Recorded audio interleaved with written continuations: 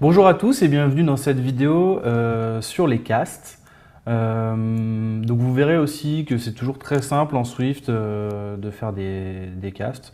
Vous savez normalement à quoi ça sert, hein, changer le type d'un objet, enfin le type, le caster dans un différent type mais qui lui appartient normalement. Ok, on est bien d'accord. C'est parti. Alors, pour les castes, je vais vous introduire plusieurs mots-clés. Le mot-clé is, en fait, qui n'est pas vraiment un cast, mais c'est simplement un mot-clé qui va nous permettre de savoir si un objet est de tel type. D'accord? Et le mot-clé as, ok, qui lui va réellement effectuer un cast et nous renvoyer du coup le cast de l'objet. Alors vous avez le mot-clé as point d'interrogation et as point d'exclamation. C'est essentiellement ces deux-là que vous allez utiliser. Vous retrouvez encore une notation des optionnels ici. On verra plus tard exactement de quoi il en retourne. Alors pour ça, j'ai déclaré une classe animal, ok, avec dedans un number of legs, ok, par défaut de 0, d'accord. On a tout à fait le droit de le faire. Comme je vous dis, la classe nous donne un constructeur par défaut qui est le constructeur avec rien dedans en fait. Enfin aucun paramètre, d'accord, mais il y aura toujours un number of legs de 0, d'accord, il n'y a pas de problème. J'ai déclaré une classe chien, ok, qui va hériter de animal. Dedans, je vais quand même déclarer un constructeur, ok, enfin override le constructeur par défaut, on est d'accord, parce qu'il existe, comme je vous l'ai dit. Donc on peut l'override, et on peut appeler le constructeur parent, d'accord, avec le mot-clé super. Le mot-clé super fait référence à justement à la classe dont il hérite, d'accord, sa classe parente, sa classe mère encore.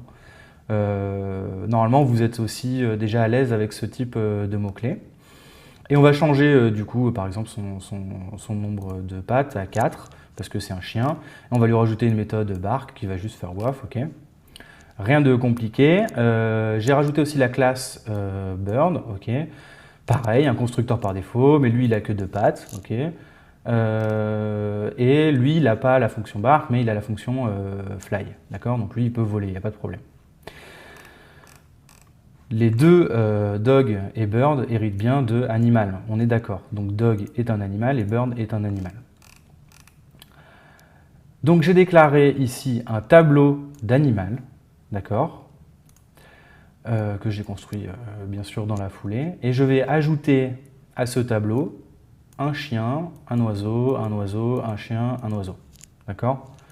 Donc ça va être mon ensemble en fait d'animal. Alors ça marche bien sûr parce que dog est un animal, donc je peux tout à fait le stocker en tant qu'animal. Il n'y a aucun problème. Le seul truc, c'est que quand je vais du coup ici passer sur tous les éléments de mon tableau, vous allez voir ici qu'en fait animal est bien de type animal.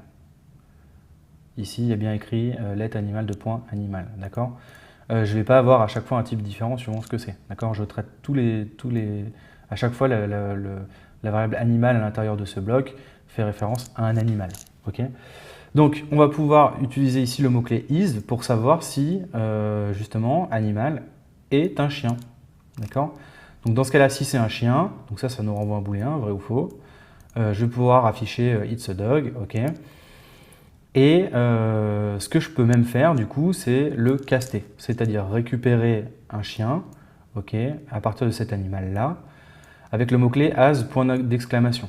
D'accord. Je suis sûr ici à 100% que cet animal est un chien, puisque je suis dans le if. Donc je vais pouvoir en fait utiliser le mot-clé as point d'exclamation pour forcer en fait le cast. Je suis sûr et certain que c'est un chien. D'accord. Donc ici le nom de la classe, bien sûr après le as.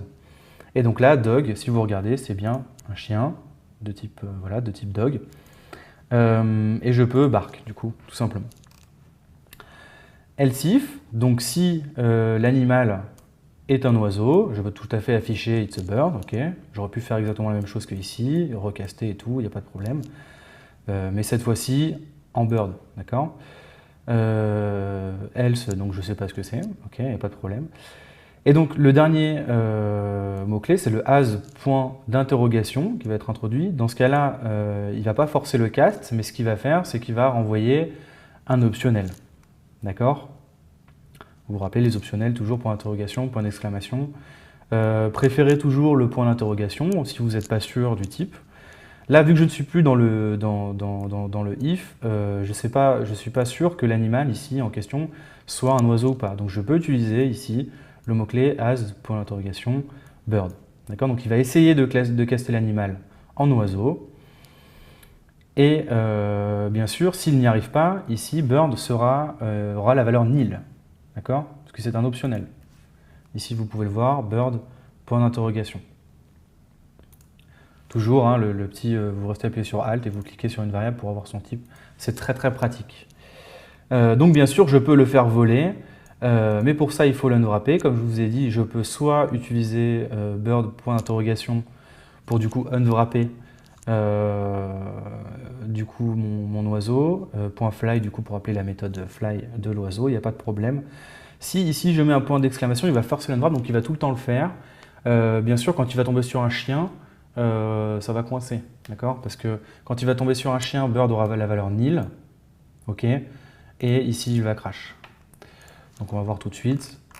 Effectivement, il commence par afficher it's a dog, waf, parce que j'ai commencé par rentrer un chien. Ensuite, it's a bird, bird fly away, bien sûr, parce que ici j'affiche it's a bird et ensuite je le fais voler. D'accord? Et ainsi de suite, vous pouvez vérifier, il n'y a pas de problème pour tous les animaux que j'ai rentrés. Donc voilà, les castes, c'est assez simple à comprendre. La plupart du temps, vous allez utiliser le mot-clé as, point d'interrogation, sauf si vous êtes sûr, dans ce cas-là, vous pouvez utiliser le mot-clé as, point d'exclamation cette fois-ci. Pour les castes, voilà, c'est tout. Je vous retrouve tout de suite pour la vidéo de conclusion du D01. Merci.